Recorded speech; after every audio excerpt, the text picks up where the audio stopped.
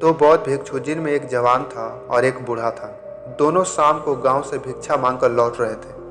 आश्रम से कुछ दूर पहाड़ से एक नदी बहती थी और उस नदी के पास एक जवान स्त्री खड़ी थी। उस स्त्री को नदी पार करनी थी, लेकिन वो स्त्री नदी को पार करने से डर रही थी, क्योंकि वो स्त्री उस नदी की गहराई से अनजान थी। तभी वहां से वो दोनों भिक्षु गुजर रहे थे। बूढ़ा भिक्षु आगे चल रहा था, तभी उसकी नज़र उस स्त्री पर पड़ी। स्त्री को देखकर समझ गया कि स्त्री को मदद चाहिए। फिर उसने सोचा कि उस स्त्री को नदी पार करा दे, लेकिन जैसे ही वह भिक्षु उस स्त्री को हाथ से छुआ तो बरसों से उसके अंदर उसके दिल में बसे वासना जाग गई। स्त्री को छूते ही उसका कन कन कांपने लगा। उस भिक्षु ने 30 सालों से किसी स्त्री को छुआ नहीं था। उस स्त्री को छूने के नाम से ही उसके मन में तरह तरह के ख्याल और वासनाएं जागने लगी।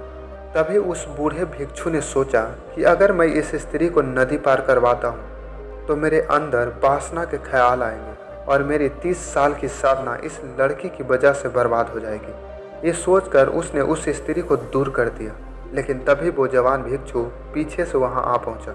उस स्त्री ने उससे मदद मांगी। उसने बिना कुछ सोचे समझे उसे अपने कंधे पर उठा लिया और उसे नदी पार करवा दी। नदी पार करवाने के बाद बूढ़ा भिक्षु और जवान भिक्षु दोनों जंगल से होकर अपने आश्रम को जा रहे थे। बहुत दूर चलने के बाद बूढ़े भिक्षु ने कहा कि आज जो तुमने किया है वो ठीक नहीं किया है। इसकी शिकायत मैं गुरुजी से करूँगा। इस पर जवान भिक्षु ने कुछ देर सोचा और फिर पूछा कि ऐसा मैंने क्या कर दिया।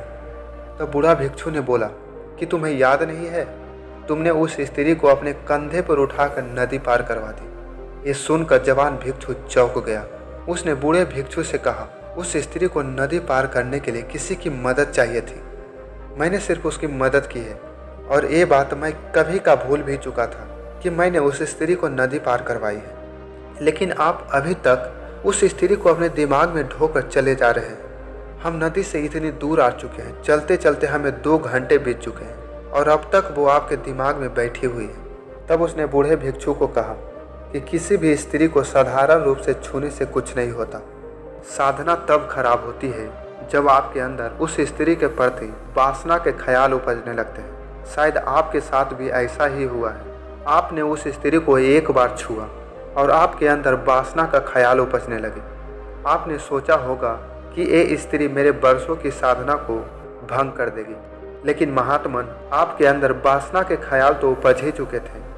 मन में ख्याल उपजना और वास्तविक भोग करना दोनों में कोई बड़ा फर्क नहीं होता।